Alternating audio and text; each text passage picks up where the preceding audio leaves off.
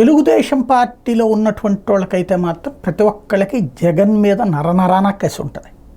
పెద్ద నాయకులకే కసి ఉంటుంది. ఎందుకంటే పెద్ద నాయకుల మీదనే కేసులు పెద్ద ఎత్తున పెట్టారు. ఒకటి కాదు, రెండు కాదు. జగన్ వచ్చిన తర్వాత వేటాడారు. ఎందుకని?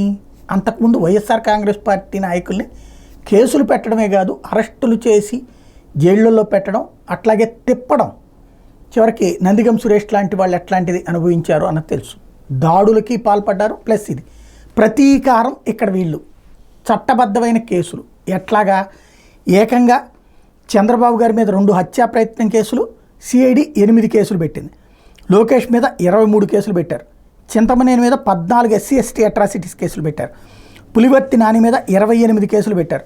కొల్లు రవీంద్ర మీద 25 కేసులు పెట్టారు. అయ్యన్న పాత్ర మీద కోవిడ్ నిబంధనలు ఉల్లంఘించిన దాంతో పాటుగా దుర్భాషలకు సంబంధించినటువంటి కేసులు పెట్టారు. చల్లాబాబు మీద 17 కేసులు, ధూళిపాల నరేంద్ర మీద 16 కేసులు, రఘురామకృష్ణరాజు మీద 11 కేసులు, బీటెక్ రవి మీద 9 కేసులు, అలాగే ఎంఎస్ రాజు మీద, ఆయన ఎస్సీ అయ్యి ఉండి ఆయన మీద 27 కేసులు, SC ST అట్రాసిటీ కేసులు కూడా పెట్టారు ఆయన మీద. తంగిరాల సౌమ్య నందిగామ ఆమె మీద 23 కేసులు, వంగలపూడి అనిత మీద 7 కేసులు పెట్టారు. ఇట్లాగా ప్రతి నాయకుల మీద కేసులు పెట్టారు. కాబట్టి అందుకని ఎట్టి పరిస్థితుల్లో తెలుగుదేశం అధికారంలోకి వస్తే ఈ కేసులన్నీ విత్డ్రా చేసుకోవచ్చు. అదే సందర్భంలో జగన్ మీదన ప్రతీకారం తీర్చుకోవచ్చు అన్న కసితోనే పోరాడుతున్నారు వాళ్ళు.